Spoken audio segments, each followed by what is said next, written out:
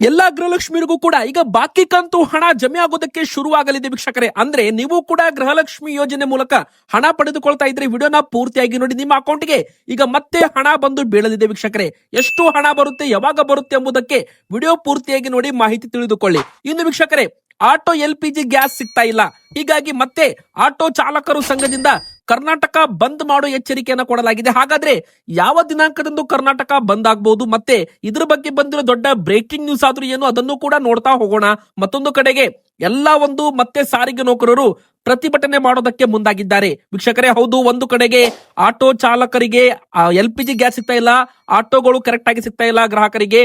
ಮತ್ತೊಂದು ಕಡೆಗೆ ಸಾರಿಗೆ ನೌಕರರು ಕೂಡ ಈಗ ಮತ್ತೆ ಒಂದು ಪ್ರತಿಭಟನೆ ಹಾದಿನ ಹಿಡಿದಿದ್ದಾರೆ. ಯಾವಾಗ ಪ್ರತಿಭಟನೆ ಮಾಡ್ತಾರೆ ಅದನ್ನು ಕೂಡ ನೋಡೋಣ. ಇನ್ನು ನೀವು ಮನೆಯಲ್ಲಿ ಬಂಗಾರ ಇಟ್ಟಿದ್ರೆ ಬಂಗಾರದ ಮೇಲೆ ಹೊಸ ನಿಯಮ ಶುರುವಾಗ್ತಾ ಇದೆ.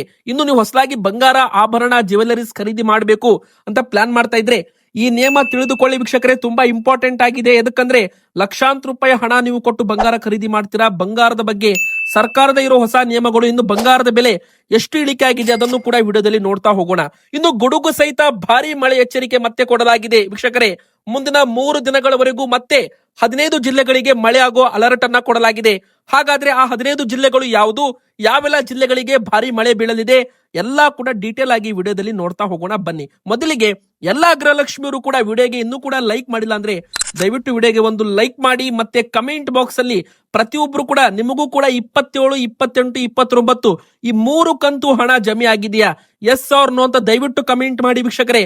ಯಾವ ಕಂತು ಹಣ ಬಂದಿಲ್ಲ ಅದನ್ನು ಕೂಡ ಕಮೆಂಟ್ ಮಾಡಿ. ಈಗಾಗಲೇ ಸರ್ಕಾರದಿಂದ ಬಂದಿರೋ ಅಪ್ಡೇಟ್ ಪ್ರಕಾರ 28ನೇ ಕಂತಿನವರೆಗೂ ಹಣ ಬಿಡುಗಡೆಯಾಗಿದೆ. ಅಂದ್ರೆ ಒಂದು ಗೃಹಲಕ್ಷ್ಮಿ ಅಕೌಂಟ್ಗೆ 56,000 ರೂಪಾಯಿ ಹಣ ಹೋಗಿದೆ ಅಂತ ಈಗಾಗಲೇ ಗ್ಯಾರಂಟಿ ಯೋಜನೆಯ ಅನುಷ್ಠಾನ ಪ್ರಾಧಿಕಾರದಿಂದ ಬಂದಿರೋ ಒಂದು ಅಪ್ಡೇಟ್ ಆಗಿತ್ತು. ನಾವು ಮೊನ್ನೆ ಕೂಡ ನಿಮಗೆ ಹೇಳಿದ್ವಿ 28 ಕಂತು ಹಣ ಬಿಡುಗಡೆಯಾಗಿದೆ. 28ನೇ ಕಂತು ಹಣ ಕೆಲವೊಬ್ಬರಿಗೆ ಏಪ್ರಿಲ್ ಮೊದಲ ವಾರದಲ್ಲಿ ಜಮೆ ಆಗಿದೆ. ಆದ್ರೆ 29ನೇ ಕಂತು ಹಣ ಕೆಲವೊಬ್ರು ಬಂದಿಲ್ಲ ಅಂತ ಕಮೆಂಟ್ ಮಾಡ್ತಾ ಇದ್ದಾರೆ, ಕೆಲವೊಬ್ರು ಬಂದಿದೆ ಅಂತ ಕಮೆಂಟ್ ಮಾಡ್ತಾ ಇದ್ದಾರೆ ವೀಕ್ಷಕರೇ.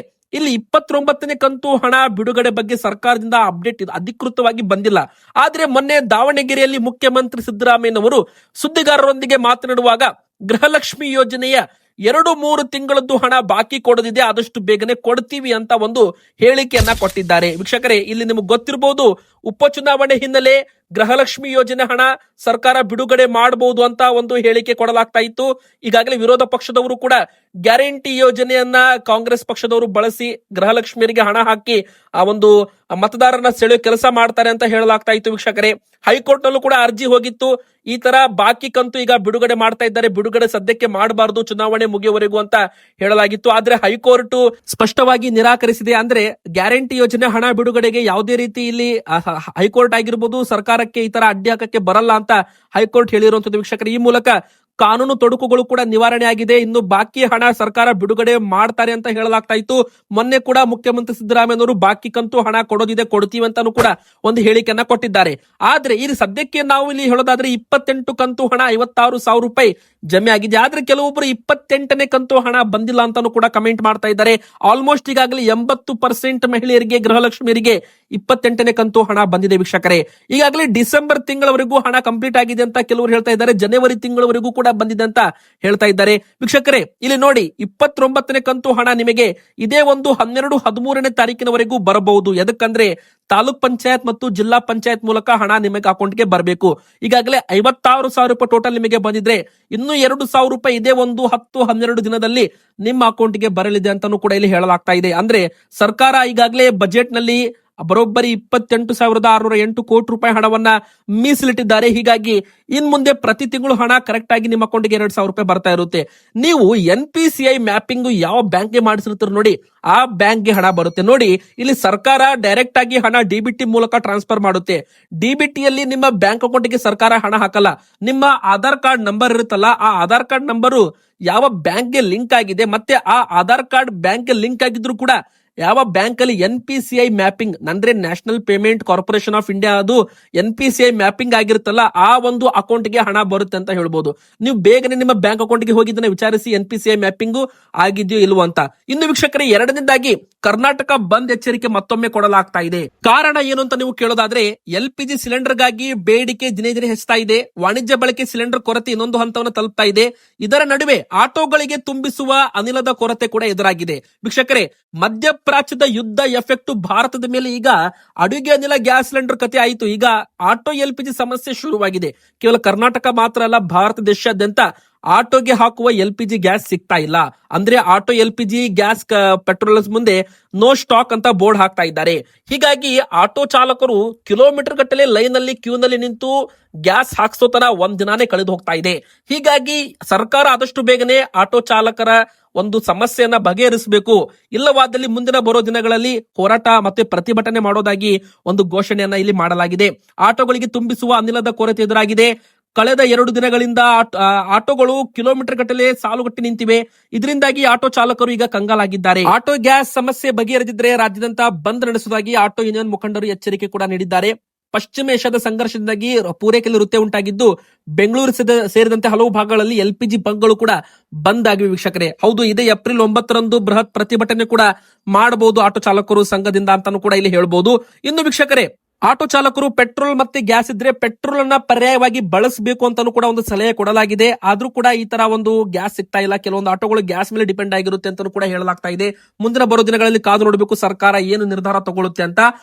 ಇನ್ನೊಂದು ಕಡೆಗೆ ಸಾರಿಗೆ ನೌಕರರು ಕೂಡ ಮತ್ತೆ ಮುಷ್ಕರದ ಹಾದಿಯನ್ನ ಹಿಡಿದಿದ್ದಾರೆ. ವೀಕ್ಷಕರೇ, ಅಂದ್ರೆ ಪ್ರತಿಭಟನೆ ಮಾಡಲು ಮತ್ತೆ ಸಾರಿಗೆ ನೌಕರರು ಮುಂದಾಗಿದ್ದಾರೆ.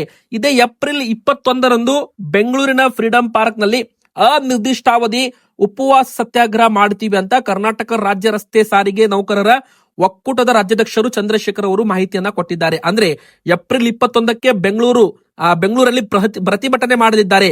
ಸರ್ಕಾರ ತುಂಬಾ ಲೇಟ್ ಮಾಡ್ತಾ ಇದೆ. ಅಂದ್ರೆ ಚುನಾವಣಾ ಪೂರ್ವ ಸಾರಿಗೆ ನೌಕರರಿಗೆ ಸರ್ಕಾರ ನೀಡಿರುವ ಪ್ರಣಾಳಿಕೆ ಭರವಸೆ ಈಡೇರಿಸಿಲ್ಲ. ಇತರ ಸಮಸ್ಯೆಗಳ ಬಗೆಹರಿಸಲು ಅನುಸರಿಸುತ್ತಿರುವ ವಿಳಂಬ ನೀತಿ ಖಂಡಿಸಿ ಇದೇ 21ನೇ ತಾರೀಕಿಗೆ ಅಂದ್ರೆ ಏಪ್ರಿಲ್ 21ಕ್ಕೆ ಫ್ರೀಡಂ ಪಾರ್ಕ್ ನಲ್ಲಿ ಅನಿರ್ದಿಷ್ಟಾವಧಿ ಮುಷ್ಕರ ಅಂದ್ರೆ ಅನಿರ್ದಿಷ್ಟಾವಧಿ ಉಪವಾಸ ಸತ್ಯಾಗ್ರಹ ಮಾಡೋದಾಗಿ ಒಂದು ಹೇಳಿಕೆಯನ್ನ ಕೊಟ್ಟಿದ್ದಾರೆ. ಆದ್ರೆ ಸದ್ಯಕ್ಕೆ ಅಂತೂ ಬಸ್ ಸಂಚಾರ ಬಂದ್ ಇರೋದಿಲ್ಲ. ವೀಕ್ಷಕರೇ, ಪ್ರಯಾಣಿಕರಿಗೆ ಒಂದು ಕ್ಲಾರಿಫಿಕೇಶನ್ ಏನಪ್ಪಾ ಅಂದ್ರೆ ಬಸ್ ಸಂಚಾರದಲ್ಲಿ ವೃತ್ಯವಾಗಬಹುದು ಹೊರತು ಕಂಪ್ಲೀಟ್ ಆಗಿ ಬಸ್ ಸಂಚಾರ ಬಂದ್ ಆಗಲ್ಲ. ಅಂದ್ರೆ ಪ್ರಯಾಣಿಕರು ಯಾವುದು ಕೂಡ ಚಿಂತೆ ಮಾಡೋದು ಬೇಕಾಗಿಲ್ಲ ಅಂತಾನೆ ಸದ್ಯಕ್ಕೆ ಹೇಳ್ಬಹುದು. ಆದ್ರೆ ಮುಂದಿನ ಬರೋ ದಿನಗಳಲ್ಲಿ ಪ್ರತಿಭಟನೆ ಮತ್ತಷ್ಟು ತೀವ್ರ ಸ್ವರೂಪ ಪಡ್ಕೊಂಡ್ರೆ ಅಥವಾ ಸಾರಿಗೆ ನೌಕರರು ತಮ್ಮ ಪ್ರತಿಭಟನೆ ಜಾಸ್ತಿ ಮಾಡಿದ್ರೆ ಸಂಚಾರದಲ್ಲಿ ಭಾರಿ ವೃತ್ಯವಾಗಬಹುದು ಅಂತಾನು ಕೂಡ ಇಲ್ಲಿ ಹೇಳಲಾಗ್ತಾ ಇದೆ. ಇನ್ನು ಎಲ್ಲಾ ಒಂದು ಮಹಿಳೆಯರಿಗೂ ಇನ್ನೊಂದು ಇಂಪಾರ್ಟೆಂಟ್ ಅಪ್ಡೇಟ್ ಏನಪ್ಪಾ, ಜೂನ್ ತಿಂಗಳ ಒಳಗೆ ಶಕ್ತಿ ಸ್ಮಾರ್ಟ್ ಕಾರ್ಡ್ ವಿತರಣೆ ಕಂಪ್ಲೀಟ್ ಆಗಬಹುದು. ವೀಕ್ಷಕರೇ, ಆಧಾರ್ ಕಾರ್ಡ್ಗೆ ಯಾವಾಗ ಬ್ರೇಕ್ ಬೀಳುತ್ತೆ? ಸದ್ಯಕ್ಕಂತೂ ಆಧಾರ್ ಕಾರ್ಡ್ ತೋರಿಸಿ ನೀವು ಫ್ರೀ ಆಗಿ ಪ್ರಯಾಣ ಮಾಡಬಹುದು ಬಸ್ ನಲ್ಲಿ. ಆದ್ರೆ ಮುಂದಿನ ಬರೋ ದಿನಗಳಲ್ಲಿ ಜೂನ್ ತಿಂಗಳ ಒಳಗೆ ಶಕ್ತಿ ಸ್ಮಾರ್ಟ್ ಕಾರ್ಡ್ ವಿತರಣೆ ಪರಿಪೂರ್ಣವಾಗಬಹುದು. ಜೂನ್ ತಿಂಗಳ ನಂತರ ಆಧಾರ್ ಕಾರ್ಡ್ಗೆ ಬ್ರೇಕ್ ಕೂಡ ಬೀಳಬಹುದು ಅಂತ ಹೇಳಲಾಗ್ತಾ ಇದೆ ಬಸ್ ನಲ್ಲಿ. ಬನ್ನಿ ಈಗ ಬಂಗಾರ ಮತ್ತು ಬೆಳ್ಳಿ ಬೆಲೆ ಬಗ್ಗೆ ಮಾತಾಡೋಣ. ಇನ್ನು ಬಂಗಾರದ ಬಗ್ಗೆ ಇರೋ ಒಂದು ಹೊಸ ಅಪ್ಡೇಟ್ ಅಂದ್ರೆ ಒಂದು ಹೊಸ ನಿಯಮ ಅಂತಾನೆ ಹೇಳ್ಬಹುದು. ವೀಕ್ಷಕರೇ, ಚಿನ್ನಾಭರಣಗಳಿಗೆ ದೇಶಾದ್ಯಂತ ವಿಶೇಷ ಗುರುತು ಸಂಖ್ಯೆ ಈಗ ಕಡ್ಡಾಯ ಮಾಡ್ತಾ ಇದ್ದಾರೆ. ಅಂದ್ರೆ ಗ್ರಾಹಕರ ಸಂರಕ್ಷಣೆ ಪ್ರಮುಖ ಕ್ರಮವಾಗಿರುತ್ತೆ.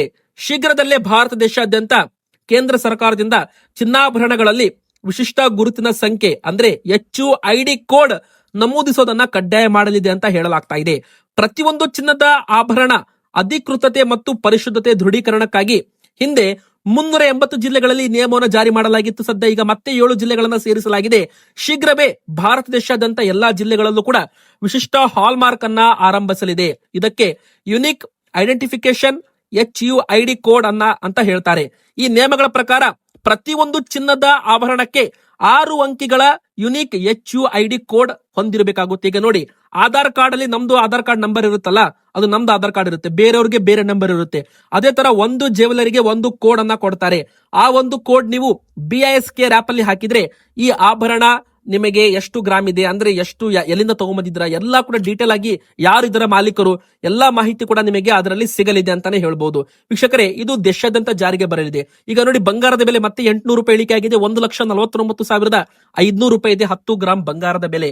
ಈಗ ಬನ್ನಿ, ಕೊನೆಯದಾಗಿ ಯಾವೆಲ್ಲ ಜಿಲ್ಲೆಗಳಲ್ಲಿ ಭರ್ಜರಿ ಮಳೆ ಮತ್ತೆ ಸುರಿಯಲಿದೆ. ವೀಕ್ಷಕರೇ, ಈಗ ಮತ್ತೆ ಕರ್ನಾಟಕ ಸೇರಿದಂತೆ ಎಲ್ಲಾ ರಾಜ್ಯಗಳಲ್ಲೂ ಕೂಡ ಮಳೆ ಬೀಳುತ್ತೆ ಅಂತ ಹೇಳಲಾಗಿದೆ. ಕರ್ನಾಟಕದಲ್ಲಿ ಯಾವೆಲ್ಲ ಜಿಲ್ಲೆಗಳಲ್ಲಿ ಹೆಚ್ಚು ಮಳೆ ಸುರಿಯುತ್ತೆ? ಮುಂದಿನ 3-4 ದಿನಗಳವರೆಗೂ ಮಳೆ ಆಗುತ್ತೆ ಅಂತ ಹೇಳಲಾಗ್ತಾ ಇದೆ. ದಕ್ಷಿಣ ಕನ್ನಡ, ಉಡುಪಿ ಜಿಲ್ಲೆಯಲ್ಲಿ ಈ ಒಂದು 2-3 ಜಿಲ್ಲೆಗಳಲ್ಲಿ ಮಿಂಚು ಹಾಗೂ ಗುಡುಗು ಸಹಿತ ಭಾರಿ ಮಳೆ ಆಗುತ್ತೆ ಅಂತ ಇಲ್ಲಿ ಹವಾಮಾನ ಇಲಾಖೆ ಹೇಳಿರುವಂತದ್ದು. ಇನ್ನು ವೀಕ್ಷಕರೇ, ಉಡುಪಿ, ದಕ್ಷಿಣ ಕನ್ನಡ, ಚಿಕ್ಕಮಗಳೂರು, ಶಿವಮೊಗ್ಗ ಹಾಸನ, ಕೊಡಗು, ಬೀದರ್, ಕಲಬುರಗಿ, ವಿಜಯಪುರ, ಯಾದಗಿರಿ, ರಾಯಚೂರು, ಕೊಪ್ಪಳದಲ್ಲೂ ಕೂಡ ಉತ್ತಮ ಮಳೆ ಆಗುತ್ತೆ ಅಂತ ಇಲ್ಲಿ ಹೇಳಲಾಗಿದೆ. ದಕ್ಷಿಣ ಒಳನಾಡಿನ ಜಿಲ್ಲೆಗಳಾದ ತುಮಕೂರು, ಮಂಡ್ಯ, ರಾಮನಗರ, ಬೆಂಗಳೂರು ನಗರ ಮತ್ತು ಬೆಂಗಳೂರು ಗ್ರಾಮಾಂತರ, ದಾವಣಗೆರೆ, ಚಿಕ್ಕಬಳ್ಳಾಪುರ, ಬಳ್ಳಾರಿ, ಚಿತ್ರದುರ್ಗ ಈ ಭಾಗದಲ್ಲೂ ಕೂಡ ಭರ್ಜರಿ ಮಳೆ ಆಗುತ್ತೆ ಅಂತ ಇಲ್ಲಿ ಹೇಳಲಾಗಿದೆ ವೀಕ್ಷಕರೇ. ಬಿರುಗಾಳಿ ಸಮೇತ ಗುಡುಗು ಮಿಂಚು ಸಹಿತ ಭಾರಿ ಮಳೆ ಆಗಲಿದೆ. ಇನ್ನು ಜನರು ಗುಡುಗು ಮತ್ತು ಮಿಂಚು ಬೀಳುವಾಗ ಮರದ ಕೆಳಗಡೆ ನಿಲ್ಬಾರ್ದು, ಹಳೆಯ ಬಿಲ್ಡಿಂಗ್ ಕೆಳಗಡೆ ನಿಲ್ಬಾರ್ದು. ಯಾಕಂದ್ರೆ ಗಾಳಿ ವೇಗ ಕೂಡ ಜಾಸ್ತಿ ಇರೋದ್ರಿಂದ ಜನರು ಮಳೆ ಬರುವಾಗ ಆದಷ್ಟು ಅಲರ್ಟ್ ಇರಬೇಕು ಅಂತಾನು ಕೂಡ ಇಲ್ಲಿ ಹೇಳಲಾಗಿದೆ. ಇವತ್ತಿಗೆ ಇಷ್ಟ ಆಗಿತ್ತು. ವಿಡಿಯೋ ಇಷ್ಟ ಆದ್ರೆ ವಿಡಿಯೋಗೆ ಲೈಕ್ ಮಾಡಿ. ನಿಮ್ಮ ಊರಲ್ಲೂ ಕೂಡ ಮಳೆ ಬರ್ತಾ ಇದ್ರೆ ನಿಮ್ಮ ಊರಿನ ಹೆಸರನ್ನ ಕಮೆಂಟ್ ಮಾಡಿ. ಚಾನೆಲ್ಗೆ ನೀವು ಸಬ್ಸ್ಕ್ರೈಬ್ ಆಗಿಲ್ಲ ಅಂದ್ರೆ ಸಬ್ಸ್ಕ್ರೈಬ್ ಆಗಿ.